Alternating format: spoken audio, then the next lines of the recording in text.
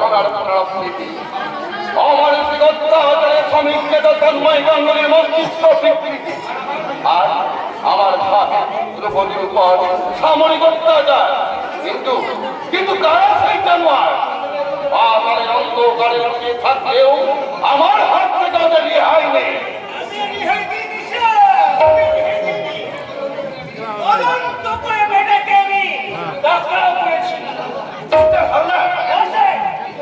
এই জিনিসটি হলো এই শান্তিপুরের মাটিতে আপনার সম্মান আমি নষ্ট হতে দিতে পারবো না।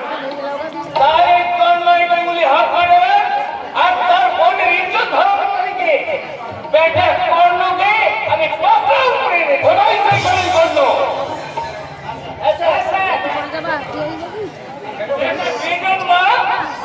কুমারী সন্তান এখন সরকার তাকে জন্মদিন ভেঙে পড়ছে। আর ও বেটা এখানে ওখানে মানুষ হয়ে শেষে কিনে এবার টাকা ধরেছে।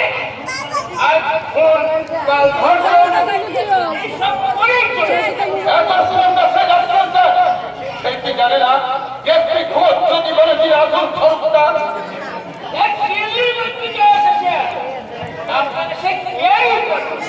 বলে কিনা আমি শান্তিপুরের বাদশা, যা খুশি আমি তাই করবো। আর আমার কাছে কেউ বাধা দেবে ওই ডিএসপি হোক আর এসপি হোক, আমি শেষ শালাকেই জেলে ফেলে দেবো। এত সাহস পেয়ে রাখছেন স্যার? হ্যাঁ স্যার। বলি কর্ণ। হ্যাঁ স্যার। তুমি? হ্যাঁ স্যার। অভয়া কর্ণকে নিয়ে কি পরিহাস স্যার? গ্রেফতার করার আগে পর্যন্ত কারণ জানতে পারলাম না। পারবে বাবুধন, পারবে। যখন এই ডিএসপি ছেড়ে উঠতো, পেটে পড়বে না। সব পুলিশ করে, সব। হ্যাঁ?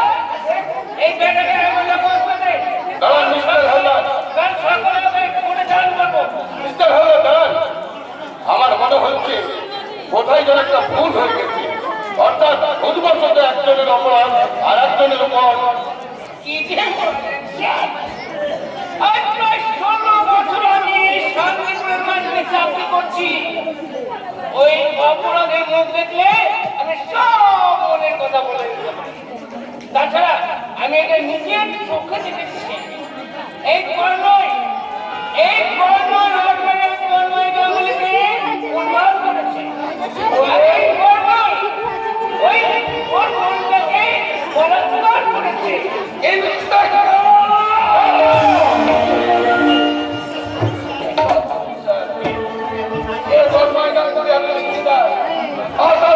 আমি কখনো চোখে দেখিনি, কিন্তু পুলিশ সূত্র অনুযায়ী এই ঘটনার জন্য একমাত্র দোষী তুমি।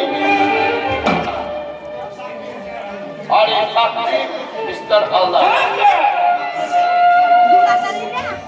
একবারে সত্যি বলছি। স্যার মিথ্যে স্যার, সম্পূর্ণ মিথ্যে।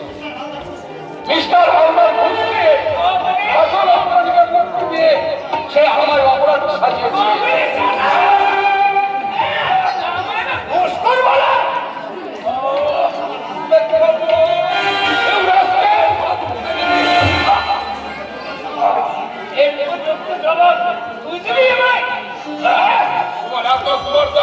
থানার মধ্যে দাঁড়িয়ে কিনা তুমি পুলিশের উপর হাত তোলার চেষ্টা লাগাও আর এই মা বোনদের উপর সম্মান হানি করতে তুমি হাত করো। তোমার হাত দুটো আমি আজ ভেঙে দিব।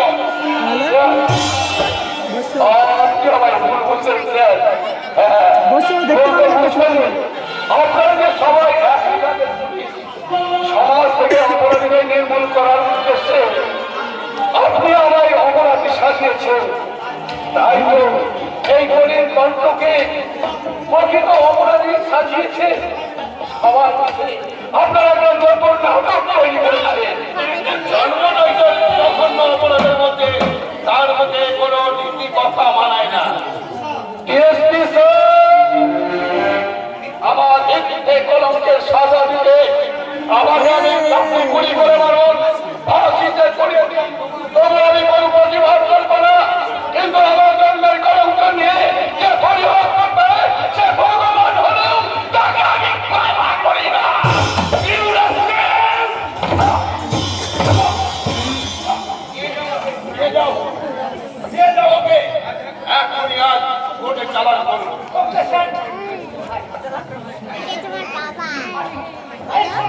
চুপ করে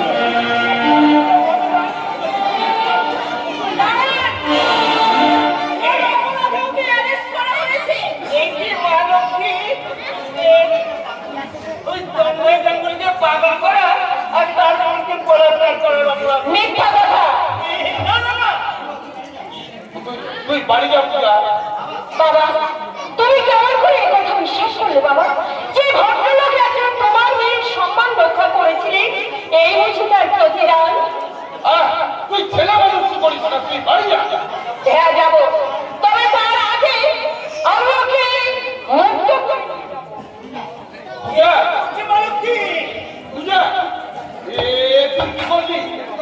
একটা অপরাধীকে তুই না, ও অপরাধী নয় বাবা, কর্ম কোনো অপরাধ করেনি, ও সম্পূর্ণ নিরপরাধ।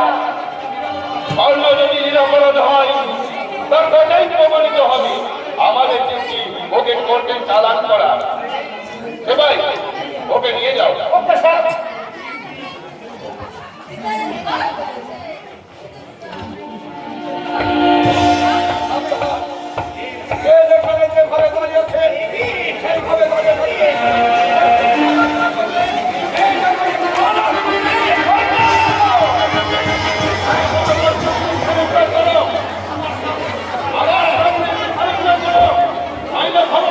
ডাকবা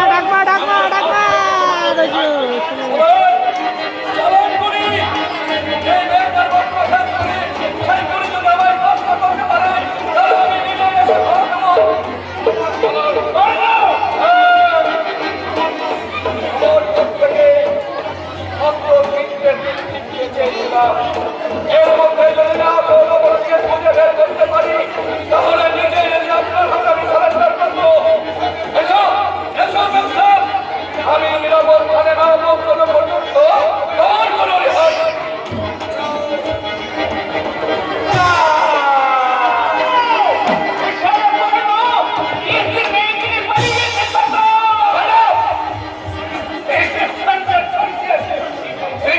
শীঘ্র ছুটে যাও। যেমন করে যেভাবে যাও কর্মটা আটকাতে হবে। আমি কেমন বলাতে বসেন আমাকে ভার করে কি হবে ম্যাডাম পালাচ্ছি যদি কেমন কিছু হয়ে যায়। মিস্টার হারমান, ওই খেলা করুন। যেভাবেই হোক যেমন করে হোক ওকে আমার চাই, ওকে আমার চাই।